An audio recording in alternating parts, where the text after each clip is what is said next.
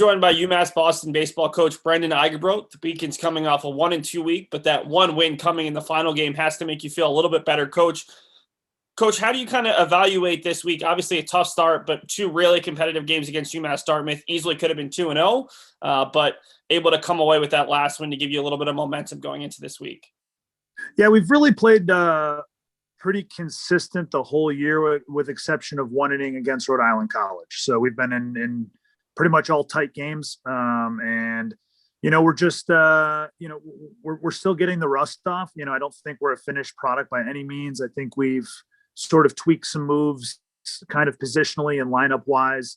I think the pitchers against Dartmouth did much better attacking the strike zone, finding some secondary pitches. And that comes with throwing bullpens. You know what I mean? I think, we knew the pitchers were not going to be super sharp until they got more reps. And I think that showed sort of last week and early this week. But at the end of the week, they've got more mound time. They've been working really hard.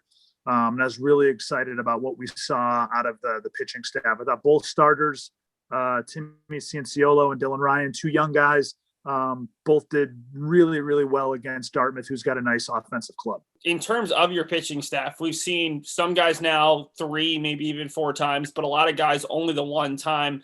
For some of these guys who are seeing more outings, how much does knowing your role a little bit more, kind of getting a one appearance and then a second appearance under their belt help them in terms of their confidence and just getting a little bit more consistency in their outings? Yeah. I mean, I think that's the big thing is confidence and sort of controlling their heart rate and their breathing and also just finding those secondary pitches. I think we saw like a young guy, Jackson Snyder, his first outing looked much different than his second outing where I thought he threw the ball great.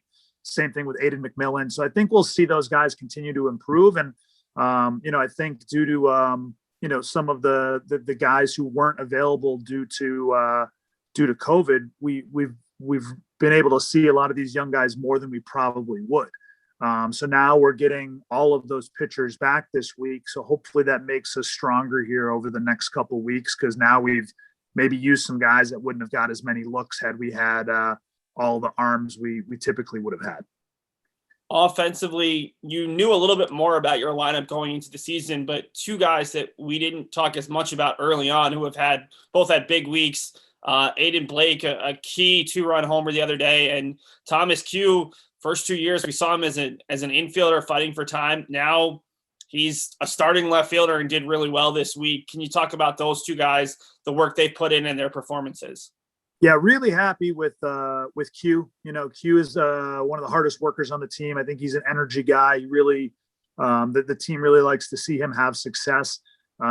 He's a very gifted offensive player. He's dynamic. He hits the ball really hard. He's had multiple hustle doubles where people could have easily stopped at first, and he goes diving into second base. That really gets the momentum going, and that's the style of baseball we preach. We want guys to play green. We want them to play fast, and he can bring that to the table. And I've been very happy with his plays.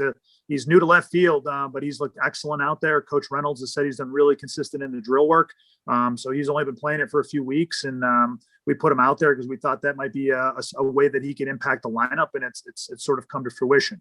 Aidan Blake was a guy that we've really liked in practice. I think he had some nerves early in the season, and then we tried a different third baseman, and now we've come back to him just because the overwhelming sample size in practice. We know what he's capable of. He was a highly recruited player, and I think now we're starting to see sort of what he can do in games. That home run was a titanic shot and really got us going, and had another big hit later in the game. And that's key for us to sort of lengthen the lineup up. We never want to be a lineup that's really overly reliant on the first few hitters. But we got some big production, sort of 6, 7, 8, 9 over the weekend with him and Irvine and a couple of other guys really coming through with some clutch hits.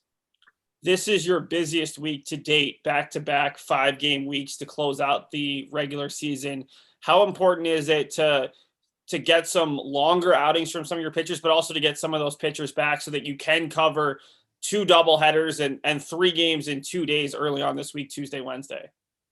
Yeah, I mean, the process is what it is. And so that's the one thing with this late start to the season and then post shutdown. It's like, we want to have guys that are 80 to 100 pitches. They're just not there yet. So it's like you can only climb the ladder one rung at a time. You can't just jump it because we want to jump it, and we have to be mindful of the arms. I mean, pitching's it's a thing where you still gotta be careful with the guys, even though these games are all crucial. So it's been a little weird sort of approaching it. Normally this time of year, guys could go easily to 100 or above, and we still have guys on more limited pitch counts. But I think the biggest thing is, if you're on a limited pitch count, is fill up the strike zone and don't allow unnecessary walks and hit by pitches, and attack. And I thought we really attacked well on Saturday.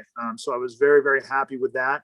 And against Southern Maine and Western, it's going to be more of the same. We're going to need to really throw strikes and, challenge those offensive teams and make routine plays. I think we can still play cleaner with the gloves.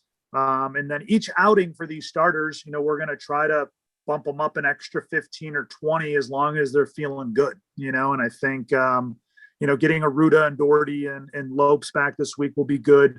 We've got a couple other relievers who were dinged up early, and now they're coming back. So hopefully, the pitching staff can just continue to see improvement. And I think we'll see those numbers sort of really self-correct.